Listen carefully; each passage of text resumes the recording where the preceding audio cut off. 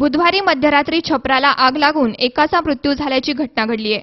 आजीनाथ ज्ञानोबा मिसाळ असे मयत व्यक्तीचे नाव असून त्यांच्या मागे पत्नी, 2 मुली, 1 मुलगा असा परिवार आहे।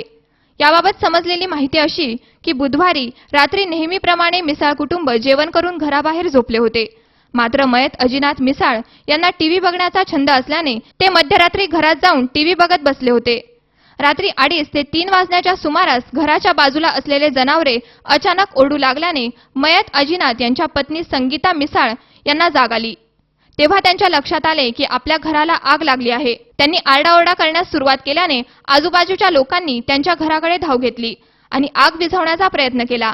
मात्र आग आटोक्यात आणण्यात यश आलं नाही। ही सर्व घटना घडत असताना घरामध्ये अजिनाथ असतील असा विचार देखील कोणाला आला नाही।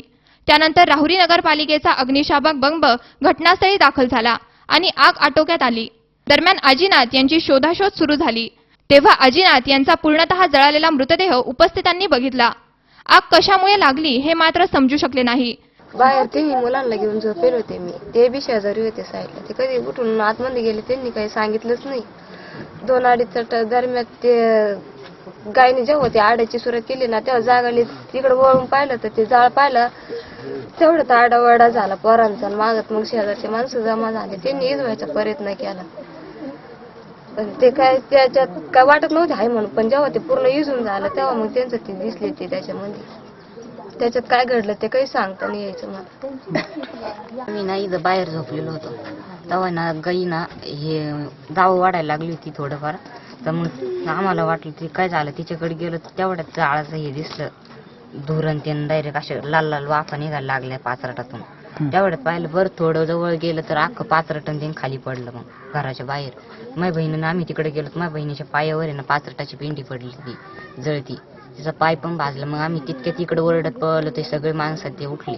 मग शेजारचा माणूस पलीकडचा तो नाही का ना बारदान फाडून आमच्या इकडे आला आणि ते कुडावर पाणी शिपरू लागला तिकडं। तर मग एक पलीकडचा मांगाचा एक माणूस जगधने म्हणून तो आला, त्यांनी मोटर चालू करून घरांवर पाणी शिपडलं। पाणी शिपडल्यानंतर मग थोडंफार विजलं तेवढ्यात, पण जादा काही नाही विजलं। मग अग्निशामकला फोन केला मी तिथून। मग माझ्या आजी त्यांना बोलवायला गेलो, माझी मम्मी ती इथंच होती। आजी त्यांना तिकडून घेऊन आलो, तिथं इथं आलो मंदिरापाशी अग्निशामक गाडी दिसली आम्हाला। तिथून मग इथं येऊ सर ती गाडी इथं उभी केली आणि इकडं पाणी मारायला सुरुवात केली त्यांनी, एवढंच। घटनेची माहिती कळताच राहुरीचे तहसीलदार अनिल दौंडे, पोलीस निरीक्षक बालाजी शेंगेपल्लू हे घटनास्थळी दाखल झाले। यावेळी राहुरीचे तहसीलदार अनिल दौंडे यांनी संबंधित कुटुंबाला शासनाकडून मदत मिळवून देण्याचे आश्वासन दिले। बुद्रुक या ठिकाणातील मुलनमाता या ठिकाणी अजिनाथ ज्ञानोबा मिसाळ यांच्या घरी 2:30 ते 3 वाजता रात्री अचानक अकस्मात आग लागली आणि त्याच्यामध्ये त्यांचं घर पूर्ण आगीत भस्मसात झालं। त्याच्यामध्ये त्यांचा होरपळून मृत्यू झालेला आहे।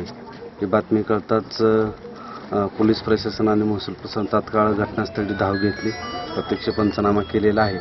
शासन नियमानुसार नैसर्गिक आपत्तीमध्ये जर बसत असेल आणि कुठलंही काही त्यांची तक्रार नसेल तर त्या पद्धतीने त्यांना शासकीय मदत देण्यात येईल।